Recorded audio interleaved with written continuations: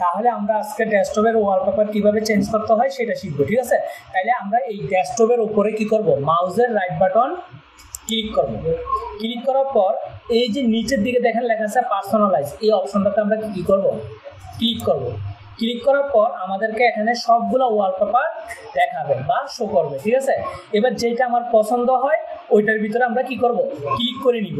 তাহলে ক্লিক করার পর আমাদের ওয়ালপেপারটা চেঞ্জ হয়ে যাবে। তাহলে আমি একটু ক্লিক করলাম, ধরেন আমি যেটা থেকে ক্লিক করলাম, বাস আমাদের ওয়ালপেপারটা কি হয়ে গেছে, পরিবর্তন হয়ে গেছে।